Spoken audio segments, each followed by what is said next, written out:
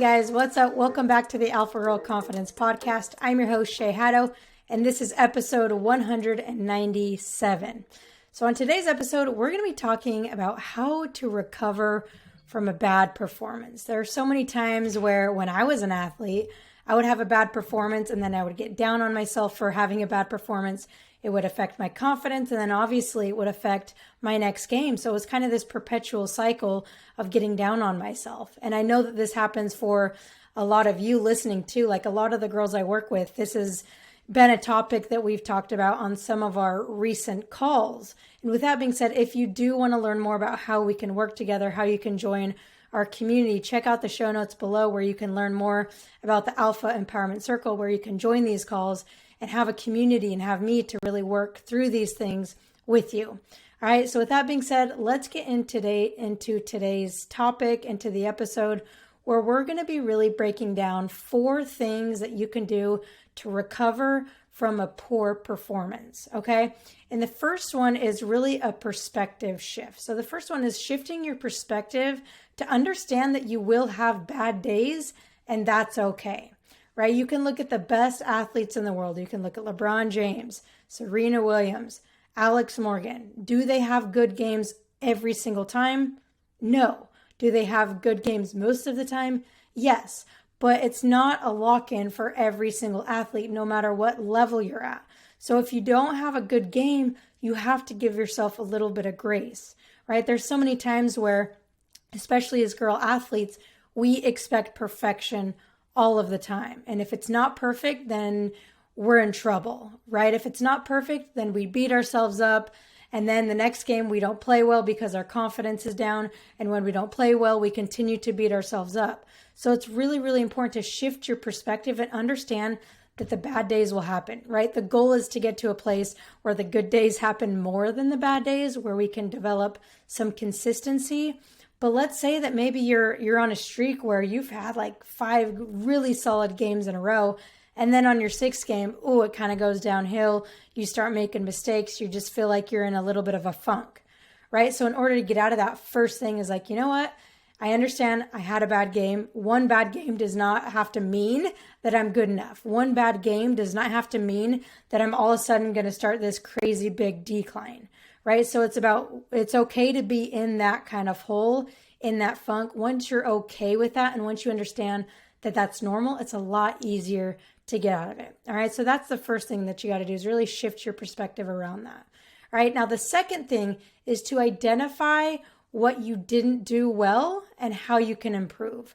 So we want to make sure that we look at this from an objective view, right? So if you're getting all personal about it and you're starting to get hard on yourself about it, that's time to take a step back, take a deep breath and think, okay, if I was watching my friend, what would my friend say, right? If I was watching my friend, what would I tell my friend, right? So we want to look at it as objectively as possible so that we can really get to the facts, so that we can get to the reality of what happened, right? The reality of what happened is maybe you just didn't play your passes hard enough. It doesn't mean that you're not good enough. It's just that's the reality, right? So identify what it is that you need to work on. And maybe it's you watching film, right? For me, I personally didn't like watching film. Maybe it's you just kind of going through in your head and being like, yeah, I really needed to make better runs, make harder runs, because then I would have gotten the ball more, right? So it's easy as that. We're not taking it personally. And then, okay, now what can I do to actually fix it? Well, I'm going to work on it at practice first. I'm going to work on being really proactive in practice, right? So we're identifying what didn't we do so well. And second part of that is we're going to identify, okay, what is something that I can actually do to improve? And you're not just going to think about what you can do to improve, but you're going to go execute on it, whether it's on your own, whether it's at practice, whether it's at your game. And maybe the thing you need to do to improve, maybe you're not sure what you need to do. So maybe you go talk to your coach or your teammate, or if you have a trainer or someone, a mentor, maybe you go talk to them to figure out, hey, this is what was happening in my game. I'm not really sure what I can do to improve. Can you help me with it? So that is a big part of it, is if you're not sure what you need to do, ask someone, ask for help. Okay. So that's number 2.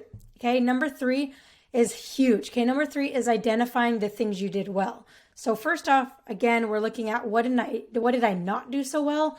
The next one is identify the things you did well, Because I guarantee you, in any game, in any performance, in any competition, if you think in your head that you did terribly, I guarantee you can still pull out a bunch of things that you did do well.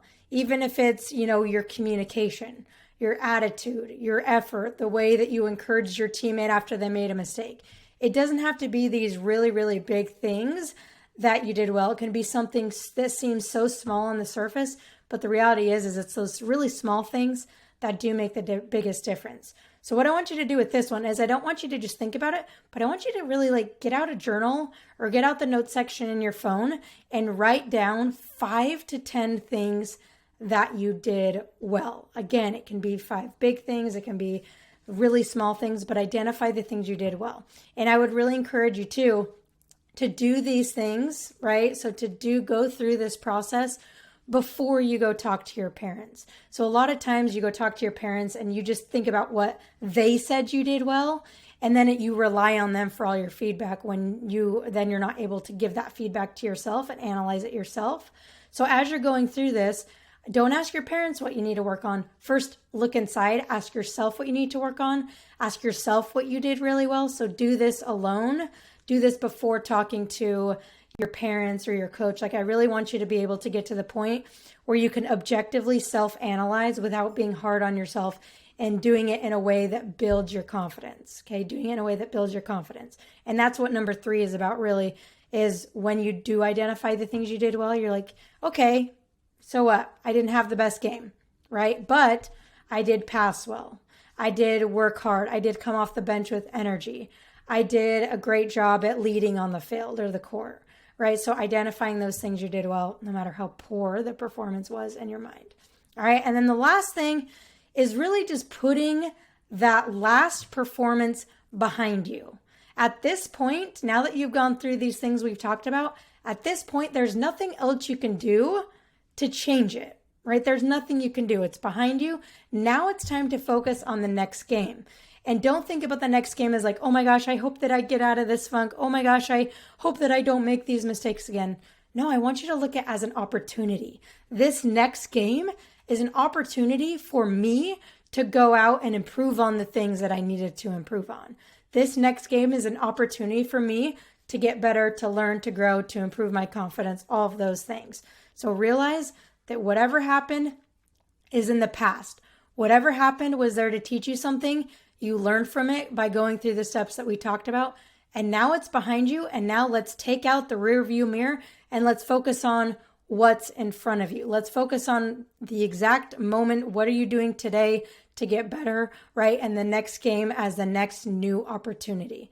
Anytime you go through kind of these challenges of maybe it's just one poor performance, or maybe you have several, maybe you're in a really big funk. I've gone through several of those.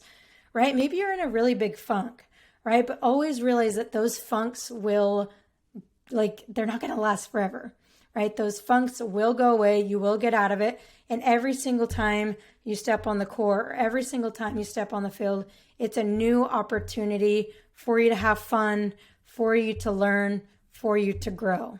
All right? So it's important that we look ahead and stop looking behind us, right?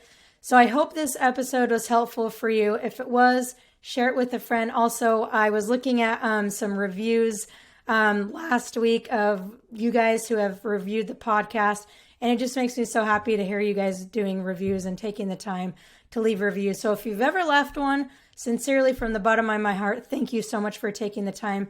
If you haven't, I would really, really appreciate if you take just a few minutes and go to Apple Podcasts and leave an honest review of how this podcast has helped you.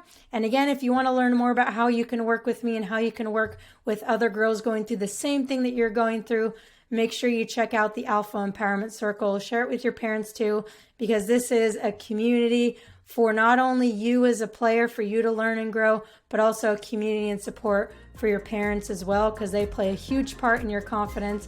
And if they're not on the same page, then it can make it really hard for you to become more confident. So I hope this episode was helpful, and I'll see you next week.